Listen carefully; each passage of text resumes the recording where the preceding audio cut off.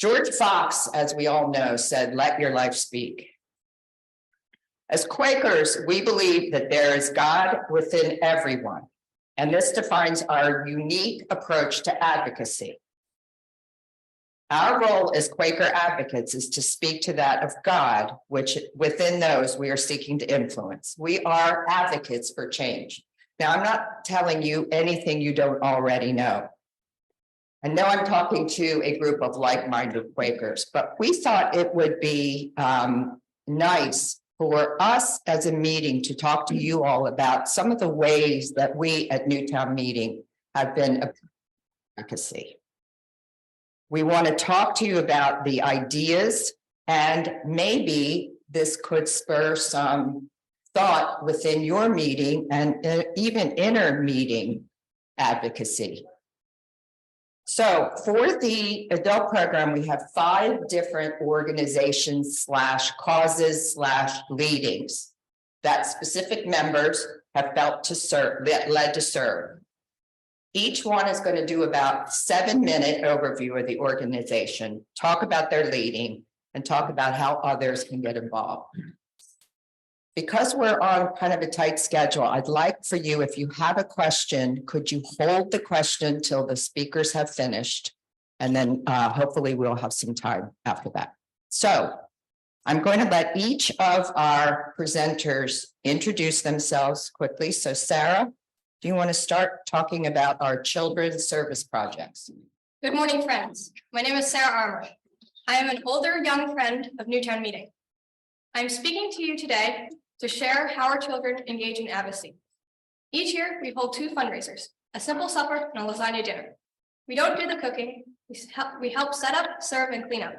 We also staff the donation and dessert tables. The children decide where we will donate. Discernment is not as easy as it sounds because many of our ideas are really good. This year, we donated over $2,000 to an animal rescue group in Bucks County and almost $3,000 to right sharing of world resources. This year, we added monthly service projects. We created food packages for children who might not have enough over the weekend.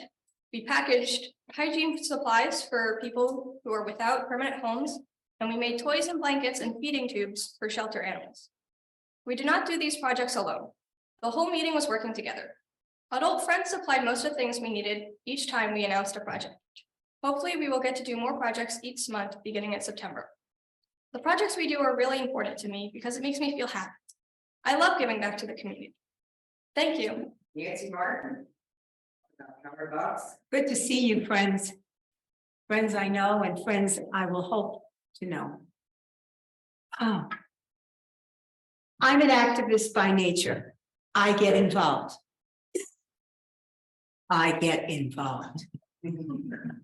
I read a meditation by John Donne as a young adult. I know you know it. No man is an island entire of itself. Every man is a piece of the continent, a part of the main.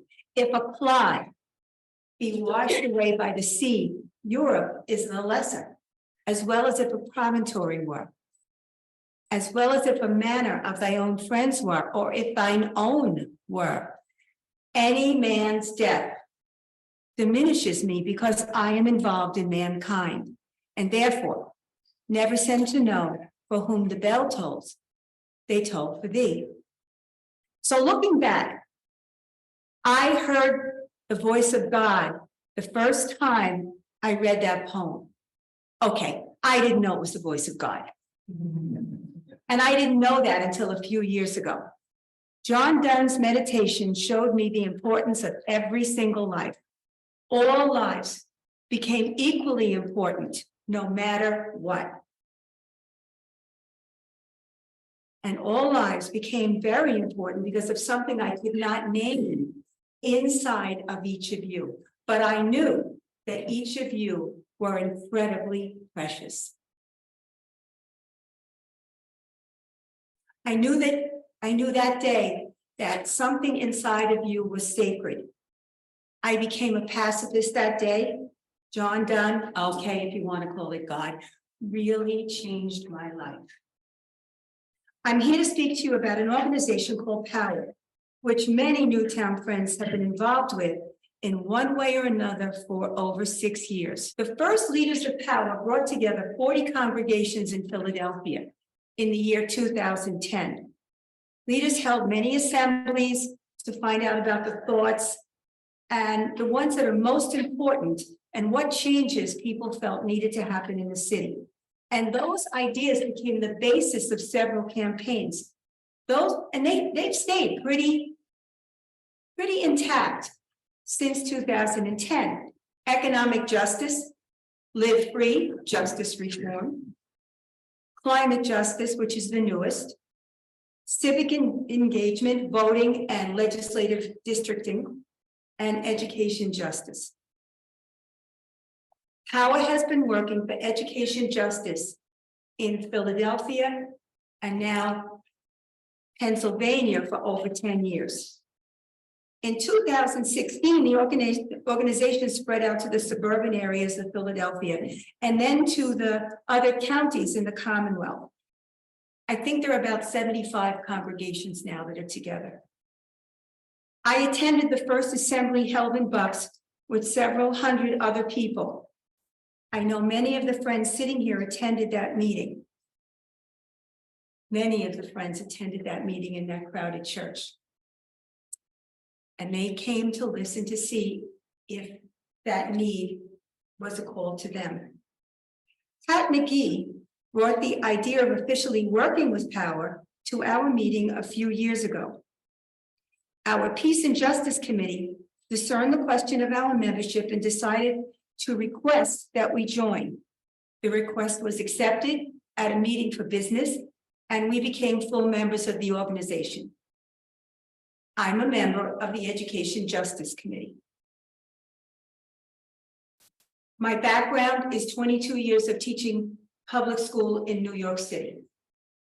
Every day, more wonderful than the day before. I taught only in Title I schools. If anybody wants to know what that means, kids are poor. A lot of the kids are new immigrants. Wonderful, wonderful experience. For the past few years, I've been listening really closely when parents speak about their children in school. I'm interested in this phrase. I moved into this area because I found out there are good schools here. And if I feel safe and don't want to cause a problem, people know me. I sometimes ask the person what they mean by a good school. So I'd like you to take a moment, and I know I'm among Quakers. Take a moment and in your own head, in your own heart, what are 3 things that make up a good school?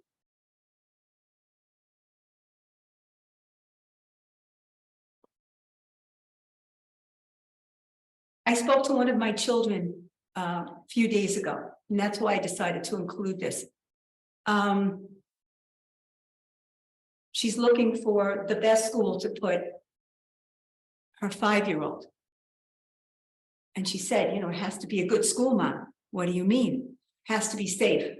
She's going into kindergarten. I said, oh, so now she's quiet. Because kindergarten kids don't get out of the classroom a lot. They're not allowed to mingle with the real kids. So the kid's going to be safe unless the teacher has an eye. Never mind. So now we talked about other things. And this child of mine, who, by the way, just is not a member of this meeting. I have a child, a member of this meeting. After a while, stopped talking. She was silent. See, I believe that word good is a euphemism for many words I might be embarrassed to say out loud in public.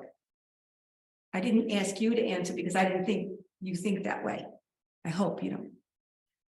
Good schools is what this is all about. Everyone wants their precious child to attend a good school. Everyone should have the right for that to happen. In Pennsylvania, some parents are able to do that much easier than others. It's not fair. It's not moral. It's not even legal to provide an excellent education to children in some public districts and to deprive other districts of adequate education funding. Yeah, but that's exactly what happens in our state. And it's been happening for decades. As you know, a significant part of school funding comes from local property taxes. If a district has a strong tax base, well, they have a leg up for their budget, and the state makes up the rest. No. Oddly, in Pennsylvania, the more prosperous school districts tend to get more state funding than the poorer ones. Do I need to say that again? In Pennsylvania, the more prosperous school districts tend to get more state funding than the poorer ones. So I know you think that that doesn't make sense. It doesn't, but it's true. It's also true that on the whole, the more children of color there are in a district, the less state funding it gets.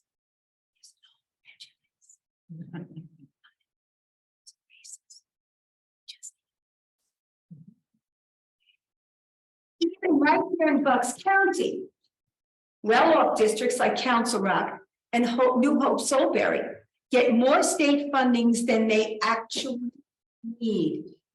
All right, I don't want to take money away from kids, but they have much more money than they actually need. And in the poorer districts like Bensalem and Bristol, they have less than they need. Shockingly, some districts in Bucks County are underfunded even by the state's own standards. Okay, there's a lot of historical reasons for this and how it got that way, but there's not one moral reason why we keep it that way. In February, Commonwealth Court ruled that these gross inequities violate the Constitution of Pennsylvania. The court sent the problem back to Harrisburg to fix it. So think about this. You're having a bathroom made, and the plumber screws up beyond recognition. And you take the plumber to court. And the court says, you got to bring that plumber back to fix it. That's what's happening right now. Power Bucks and other groups around Pennsylvania continue to raise public awareness and put pressure on the legislature to respond in a meaningful and bold way to come to this Commonwealth Court mandate. I have a long list of all the different activities we've been engaged in for the past number of years. I'm not going to read it, but I need you all to know that none of our work has been done alone. The dear friends of this meeting, Southampton, Bristol, and Yardley made calls, wrote emails, attended our rallies, came along on legislative visits, or simply held our work in the light, and that was more than enough. We haven't saved the public schools yet. The state budget is still over by the way, large increases have been happening. Large increases, okay? We are still over $4 billion short. And I'm told it will be that short every budget for years to come, unless tremendous increases come up. And right now you should be saying, but I don't want my and I agree with you that we don't want our property taxes to make us poor. I agree. So there has to be another solution. There are days when I become discouraged. One of the founders of FCNL, E. Raymond Chandler, said, and I had the chills when I read this the first time, so that said to me, oh, it's God again. We ought to be willing to work for causes which can not be won in the future until the goals are staked out today. Chandler was talking about we need to always be looking 20 years in the future, right? Because the first time a bullet goes off and the war starts, it's a little late. You know what I'm saying? It's late, but we don't ever stop working for peace and equity. So I work while I wait for change. And I know that others have waited much longer than me. I continue because I have to do this work. The need is so great. I now know that God is present in my life. As I said before, I accepted the presence of God in all of you before I believed that there was that of God in me. The day I welcomed the presence of God in me, advocacy took on another dimension and the work became a blessing. So let me end with Mother Teresa. I think she must have written this just for Quakers. The fruit of silence is prayer. The fruit of prayer is faith. The fruit of faith is love. The fruit of love is service. And the fruit of service is peace. We will now have Pat McBee. Well, I'm looking, there you are, Pat, to talk to us about Bucks County Interfaith Coalition for Refugee Resettlement. Hello, everybody. I'm here to talk to you about the Bucks County Interfaith Coalition for Refugee Resettlement, fondly known as BCICRR. If you can't remember all those words or all those letters, you can remember that it's the interfaith group working on refugee issues. Now, we were asked to talk about our leading for this work. I'm going to talk first about somebody else's leading. Norma Kaplis became clear in meeting for worship that she was called to bring compassion to Syrian refugees in the light of anti-Muslim rhetoric in the fall of 2015. That's the classical kind of leading we think of. Sometimes, however, a leading is just way opening and you stepping through. Norma invited me to a meeting, and I agreed to a small role. After a while, it became clear that the group needed more defined organizational structure, communications, and fundraising. I had the skills to do those things and found myself all in for this worthy and compassionate cause. By doing those things in the background, I allowed others to take the women to the grocery store, help the adults find jobs, learn to drive, tutor English, care for children. The Syrian families are now all U.S. citizens. The two we sponsored are all U.S. citizens, financially independent of BCICRR, and making their way in this country. By the summer of 2021, we were ready to lay down BCICRR, having fulfilled Norma's leading. Then the Afghan evacuation happened. People turned to us asking what we were going to do. We put the word out that we could sponsor a family if enough people stepped up to the work. Way opened again. Since February 2022, BCICRR has sponsored an Afghan family of 3 adults and 3 children. The husband has a good job. The adult women are learning English and learning to drive. The children are growing and thriving. And we will continue to support them for another year or 2 until they're on their feet. As often happens with leadings, supporting refugees was only part of what we were called to do. The Spirit has opened us to more deeply understanding faithfulness in other traditions, as we have worked and worshiped alongside Jews, Muslims, and a variety of flavors of Christians. The refugees have taught us about faith, courage, grace, and generosity.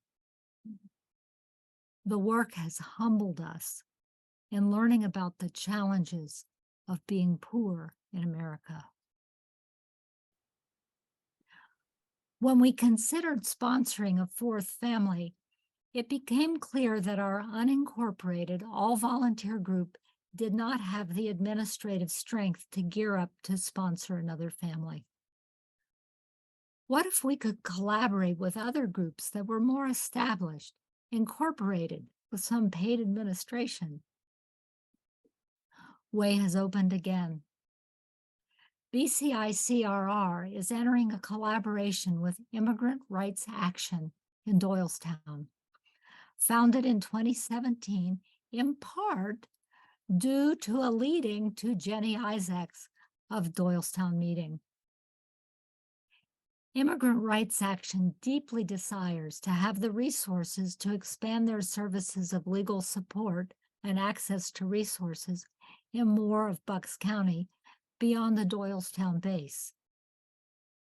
BCICRR will collaborate with them to provide services in Lower Bucks. Immigrant Rights Action and BCICRR are also collaborating with Welcoming the Stranger, who provides English and citizenship classes in Bucks County and nearby parts of Montgomery County and New Jersey.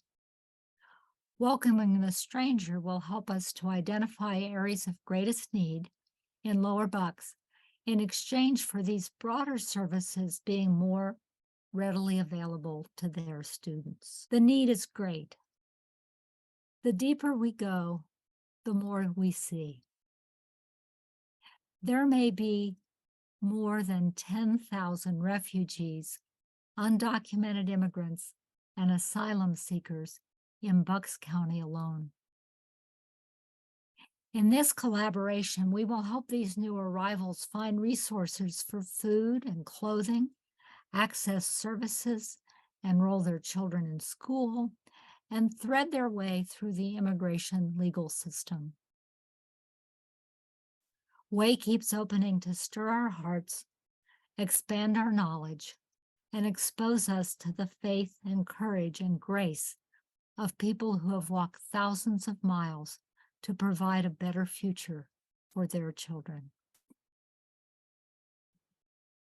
Led by the Spirit, growing in faith, expanding awareness of the worldwide human family, walking through when Way opens. That has been my experience.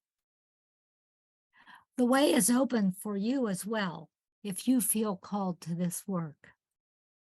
Think of the immigrants in your community, the back of the house restaurant workers, the lawn care workers.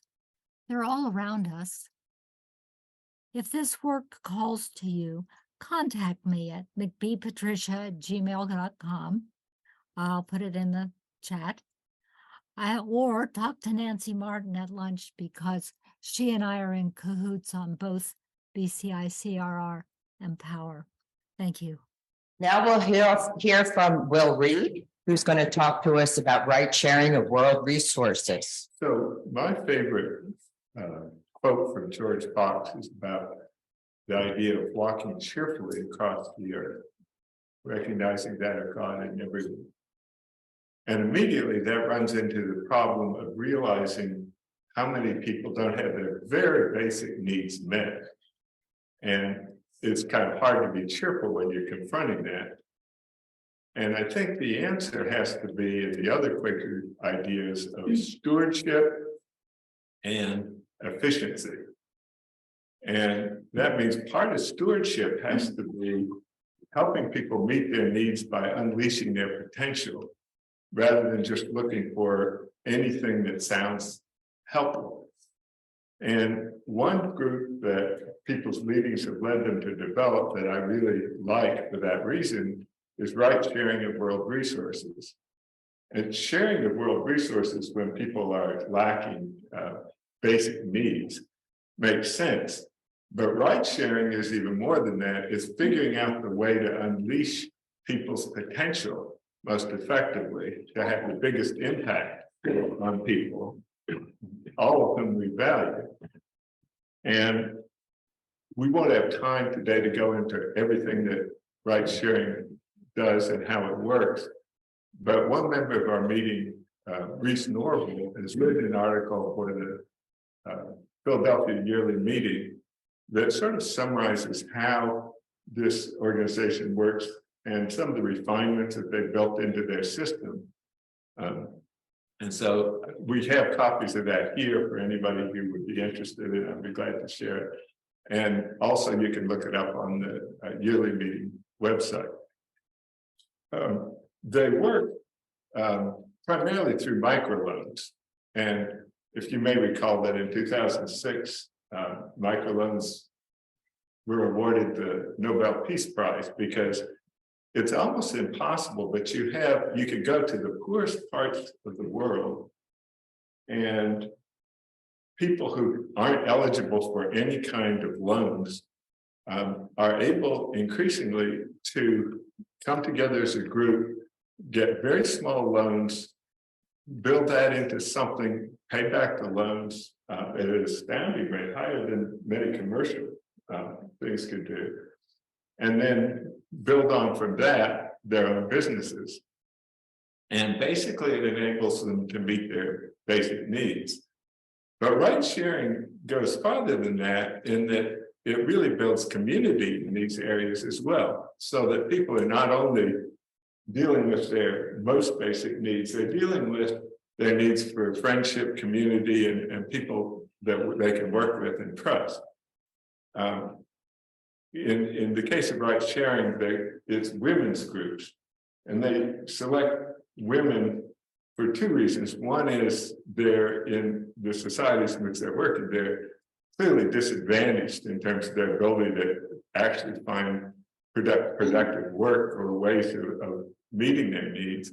But secondly, they're closer to their kids, so that you have a multiplier effect from generation to generation. If you can keep your kids in school a year longer, they learn a little more and make it more likely to be able to meet their basic needs and so forth.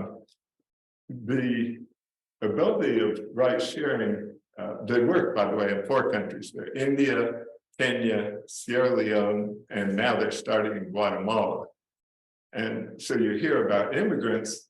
Well, one way of dealing with that is to help people meet their basic needs with the very limited resources that we have to invest in a way right where they are now and to immediately begin building their futures. And so that's part of why they're moving to including Guatemala. And it takes a while because they try to find groups of people to work together. And because they're Quakers, they build in another aspect of it, which is they only support groups that include people from different sides of divides. So that if you're in India, to get a loan, you have to have both Hindus and Muslims. And it makes it hard because these are the real divides that exist culturally. But if you just gradually build that into the system as you go with individual contacts, the idea is then you can overcome those divisions as well. These loans, one way to think about it is if you think of somebody who has been making clothes to try to make a living, if they had a sewing machine, they could do 5 times as many clothes. They could sell them cheaper.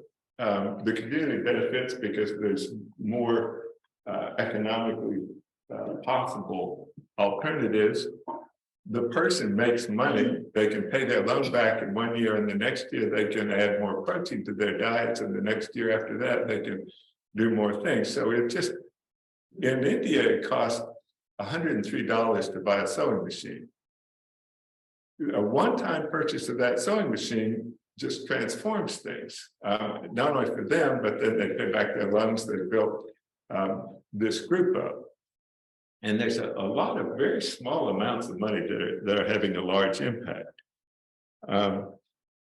And the other thing is, in places where people are really poor, when something works, people notice it and it becomes much more viable.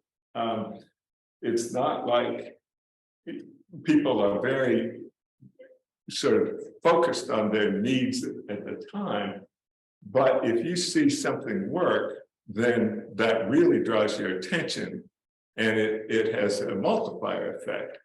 And so what ride sharing does very effectively, I think, is the multiplying effect of the impact that they have on other people and other groups.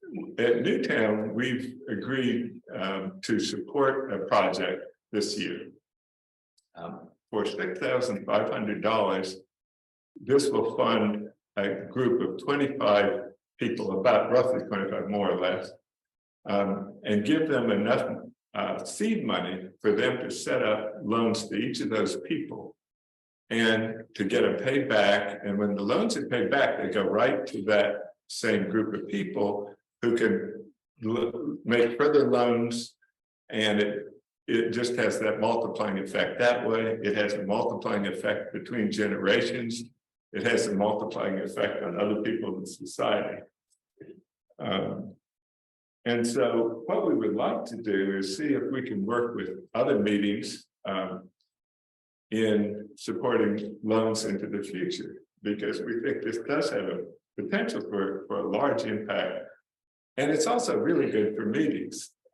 Before I moved to this area, I was in a meeting that had found a way to finance programs for ride sharing just by one person who every Thanksgiving would make pies, and people would come in and order them. She would pay for the ingredients, and for $15 a pie, you could raise a whole lot of money. And then the multiplying effect of that and the effect that has in these particularly targeted places is amazing. And it really was good for the meeting. It was part of what made it a community for us as a meeting.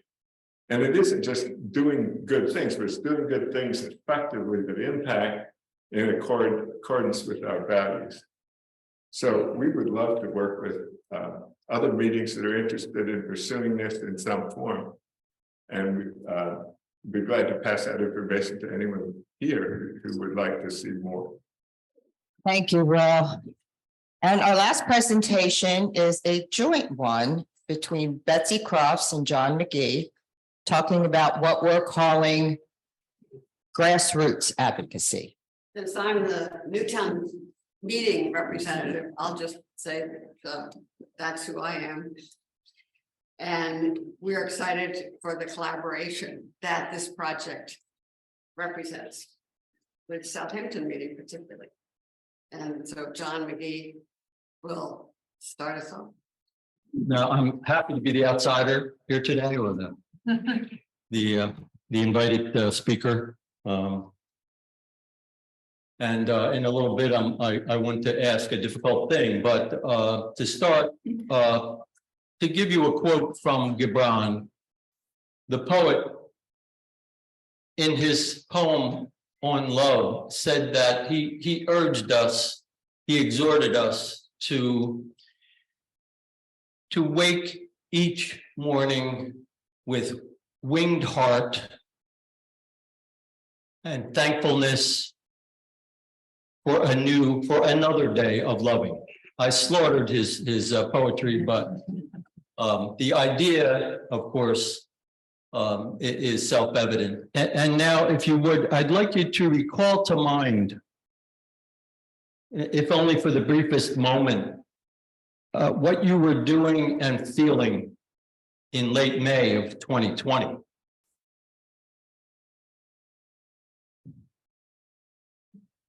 Of course, we were at that time in the midst of the most consequential presidential election of our time, of our lifetime. We were starting to realize the impact that the COVID-19 pandemic would have on our lives. The death toll had gone from 100, and so in March and in late May, we were looking at thousands. At that time, we, Newtown and Southampton, were joined by the efficacy of an individual who's, I believe, not in the room, maybe not even on the Zoom, But at any rate, there came to be something called the Gang of Eight. And the Gang of Eight was 4 people from my meeting and 4 people from Newtown. And we met remarkably 3 times a week. And we talked about everything. What was happening for me was that all the volunteer stuff that I was doing went by the wayside. I was volunteering for ACLU. That went away. I was working with the Peace Center in schools. That came to a well, it changed. It didn't come to an end, but it changed radically, and it became less involving, less maybe impactful. I don't know. Even delivering food to, you know, that I was doing, even that came to a halt.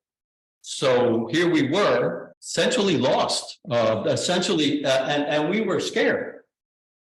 I know that because I just looked back at a video that I made at the very first vigil for racial justice that we did at our meeting.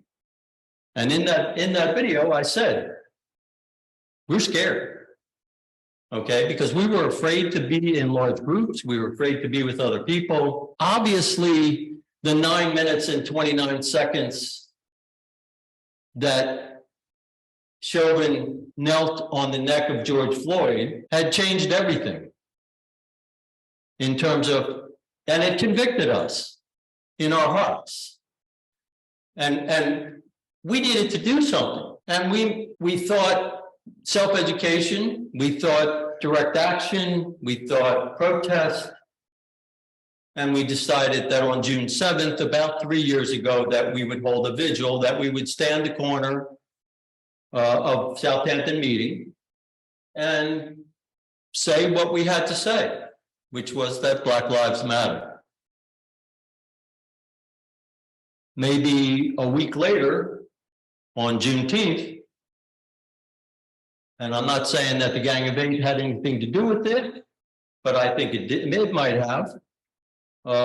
Your meeting or Newtown meeting, through their Peace and Justice Committee, decided they would stand a vigil on the street, the main street in Newtown. Out front, you can see a cardboard thing. I'm amazed at all of the other speakers who have the backing of an organization who want to pull together skills, administrative skills, etc., to do something. I guess I'm here to tell you that you don't need any of that stuff. You can do stuff without administrative backing or without money. We have no money. We have no administration. We have no anything. We just have what we think and what we feel. I clearly remember how I felt. Okay, and I felt like I couldn't do anything else. I felt convicted in my heart that this was the right thing to do, and we're still doing it. Okay, we're still meeting every week. Every Sunday, 4 o'clock on the lawn of Southampton Friends Meeting. So feel free to join us if you want. Well, I'm just going to add an explanation of why the Newtown meeting, Black Lives Vigil, was suspended and has not resumed. It was every other week, and we started on lining State Street for that block between Center and Washington. But then we realized most of the traffic was on Washington. So it became a vigil at the Four Corners, Brick Hotel, and was every other week. But by November 2022, the numbers had really diminished of those who participated. And it was getting colder. And we had to back it up to 3 o'clock when a number of people were no longer able to attend after their workday. And personally, I feel that it came to be that we were energizing those who opposed us much more than we were inspiring those who honked their horns in support, including the bus driver, who was a delight because he had a regular route at the time that we were there, and he'd beep his horn. And we're in a holding pattern now to see what racial justice calls us to do. Now, I need to wrap it up. It's about advocacy. I've got to put in a plug for FCNL.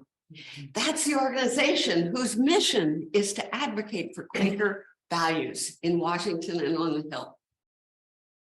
And it's my wish that every Bucks County Quaker is getting weekly action alerts from FCNL. They make it so easy to express our views to our elected representatives. It takes all of a minute. If they've got your email address and you just go into fcnl.org and give it to them. And then there's a weekly email with a link to their action alerts. And once you put in all your information, they know who your representatives are.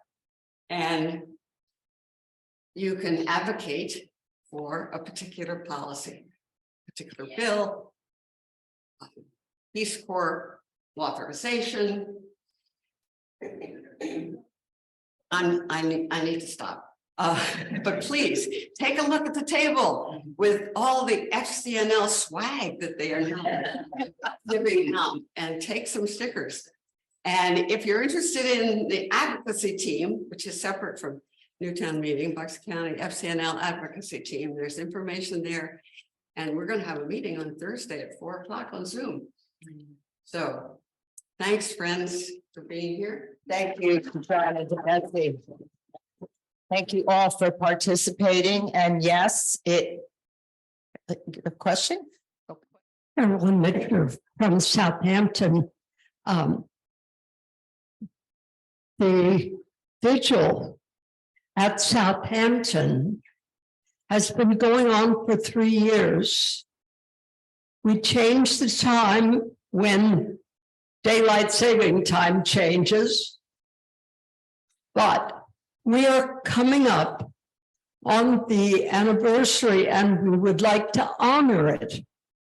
And that will be actually the beginning of June, the first weekend of June, but we'll have the honoring on the 11th, right, John? 11th of June at 4 o'clock. So please put it on your calendars and please join us. We are getting attention.